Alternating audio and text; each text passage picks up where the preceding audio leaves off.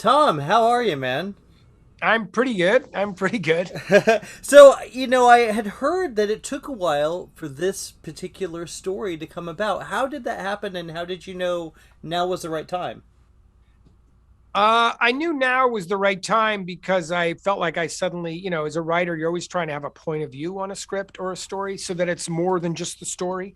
I think you're looking like what's beneath the floorboards of the story a little bit. And I started a draft, I completed a draft of this almost 10 years ago with another writer. And uh, we did a pretty good job, but it just wasn't the story I wanted to tell. It was kind of a straight up thriller. And I think it lacked two things: authenticity and dimension. So I didn't feel like I was ready to direct it or that I was prepared to direct it. So I put it down, and then 6 years later, picked it up, read it, and thought, I still don't love the script, but I like this setup. I like the idea. I like the potential.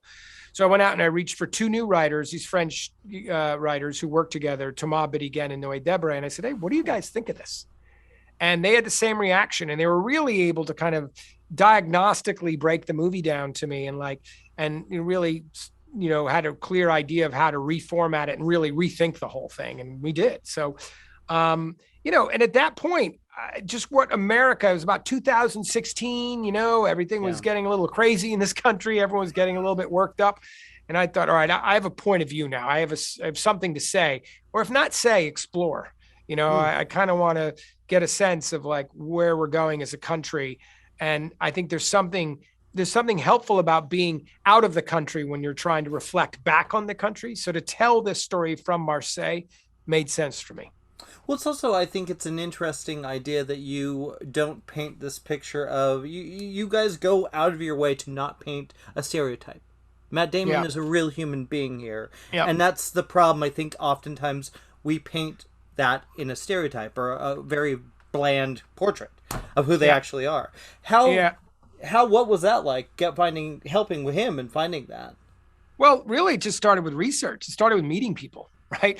And I think maybe it's the problem in this country. This country's so big, people don't break out of their cities, out of their towns, out of their communities. Like, if you got a real problem with New Yorkers, go to New York, meet New Yorkers. If you got a problem with people from Texas, go spend some time in Texas, get to know them. That's how I felt. I'd never been to Oklahoma before I started writing this, but I went there and I specifically started spending time with roughnecks because I knew I wanted Matt to be a roughneck in the movie. And I just tracked a bunch down, and they introduced me to more and introduced me to their friends and families, and just really listened and really enjoyed spending time with these people.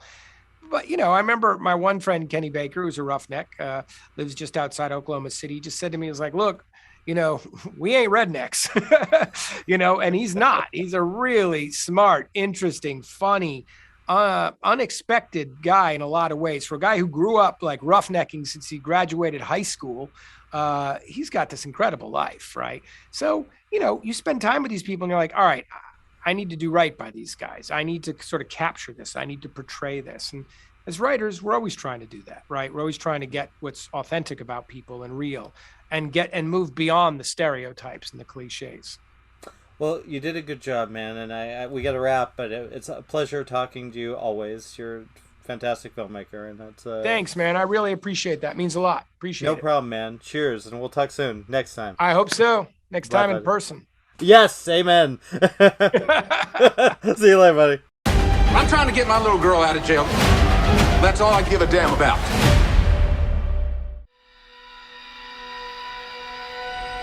The day you left for Marseille, I drove to the airport. I went to the gift shop and I saw this necklace. It was gold, said STILLWATER on it. I thought it'd be a little piece of home to take with you.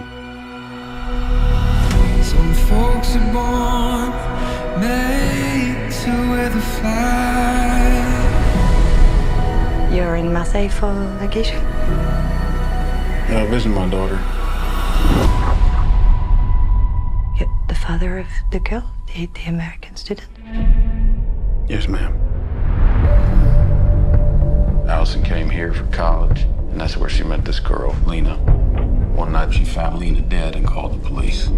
All they cared about was Allison sleeping with some Arab girl. I loved her. I know you did. But everybody thinks that I killed her.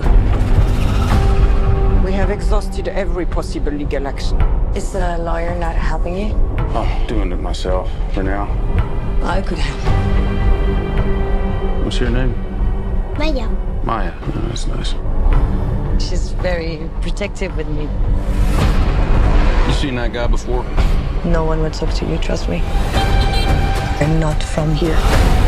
It's not safe for you. She's my little girl. Dad, please. I'm not gonna give up. It will be a serious mistake to commit a crime. To prove your daughter innocent, it will not get her out of jail. And it will send you in. Lord, please keep a watchful eye on Allison. Amen. Police. Did you ask her to lie? I'm trying to get my little girl out of jail. That's all I give a damn about. You sound very American right now. Good, I am. Yeah, and you're also a stranger here. What did you do? You just have to trust me.